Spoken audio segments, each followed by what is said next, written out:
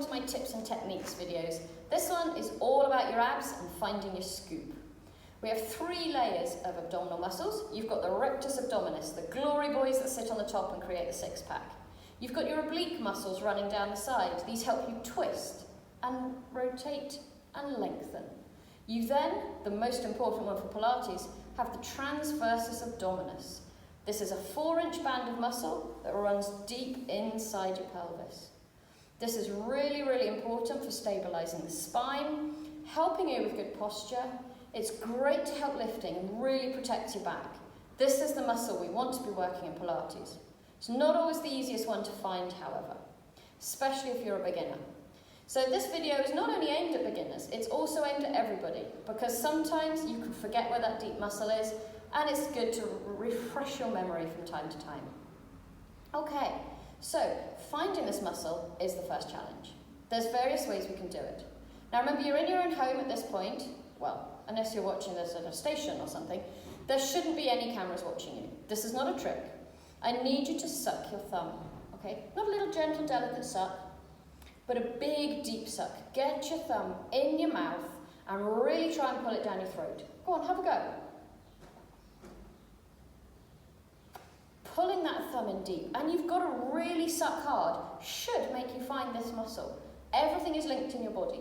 All the way, when you're sucking in from your throat, all the way down through your stomach until it reaches out the other end, it's all connected. So suck that thumb, suck it deep, you should find that deep muscle. Any luck? Have a go. Another way to do it, and this works for some people and not for others, is use your imagination and think like a dog. Imagine you've got a little tail, okay? You're a happy dog, so you want to lift that tail. Without tipping, without moving your body, imagine using a muscle to lift that tail. What muscle would you use? It should be this one across here. As I say, this doesn't work for everybody, but just imagine lifting that tail and releasing it down. Have a go. See if you can be a happy dog using those abs. If you've got a partner at home, or a friend, or a child, anyone, frankly, that's prepared to help you, though maybe don't ask the stranger on the train next to you if you are watching this on a train, use a partner. Reach your arms out long, have your palms facing down. Have them facing you with their palms facing up underneath your hands. Keeping your arms straight, no bending. I want you to press down. Press down on their palms as they press up. Pressing down, again, you should feel these abs working. So press down as they press up. Now switch. You push their hands up as they push down. Again, see if you can find that muscle. Sometimes it works better down for some people, sometimes it works better pushing up. But have a go. Grab a partner, see if you can find your abs that way. So there's some tips and techniques for trying to find it. Now, we use all of your abs, okay? So it's a bit like putting on a tight pair of jeans. So it depends if you zip fly or button fly, which visually works for you. I'm more of a zip fly kind of girl. So I like to think about zipping my jeans up. Now they're high-waisted ones, so you start at the bottom, you're pulling that zip up, zipping it up, pulling those abs in, all the way up into your rib cage, and then undo the zip. Let it all hang out. And again, zip up that fly, all the way up into your rib cage, and then release it back down. Now if you're more of a button fly kind of person, your first button is just below your belly button. Do that one up. Then do up the button at your belly button. Do up the one above, and do up the last one right under your rib cage, and then unbutton it. Releasing it all back down. And again, first button, second button, third button, fourth, and then undoing, releasing, letting it all hang out. Okay, so whichever one works for you visually, you want to be pulling that in and releasing it down.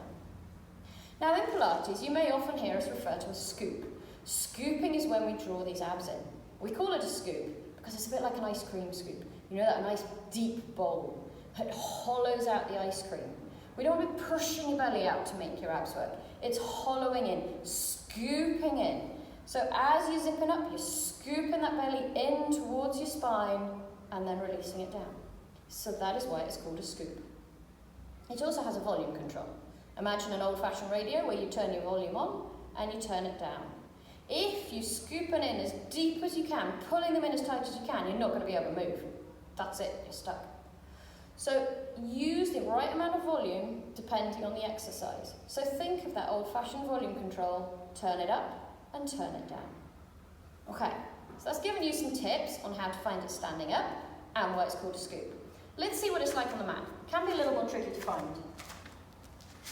So lie yourself down on the mat. Make sure you're nice and comfortable, shoulders are relaxed, your spine is relaxed on the mat. Okay, what I want you to do is to make your feet light. Don't lift them off the mat. Think about keeping your pelvis heavy and just making your feet lighter and lighter, as if they're going to lift off the mat, but don't let them lift. You should find your transversus abdominis in there, working hard, and then just relax your feet back down. So no pulling of your spine, everything stays still, your pelvis stays heavy on the mat. Just make those feet lighter and lighter and lighter, and then release them back down. This should be working that muscle really quite hard by now. So again, lifting those feet, lifting those feet. Don't let them lift off the mat, but just make them light, and then lower them down. Make sure your shoulders are relaxed. Your shoulders haven't all tensed up, they're not doing the work. Shoulders are relaxed, pelvis is heavy. Lift those feet, lift, lift, lift, make them light, light, light, light. Don't lift them off, just make them light, and lower them down. So that's another good way to try and find it. The other way, and you're back to using your imagination here, is to pull your belly button into the mat. Okay, you want to think about getting that belly button into the mat. What I don't want is your spine going down. Your spine doesn't move, it's not pulling it down, you're not moving your spine at all. Just imagine pulling that belly button down and this bit doesn't move, so you've got to pull it in. How are you going to pull it in? You're going to use that transversus abdominis to pull that belly button away.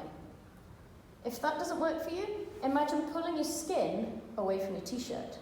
Again, your spine doesn't move because then your t-shirt will come with you. So you're just going to pull that skin away. So pulling that skin away, using that muscle, it should be working hard to pull that belly button down and away and releasing it off.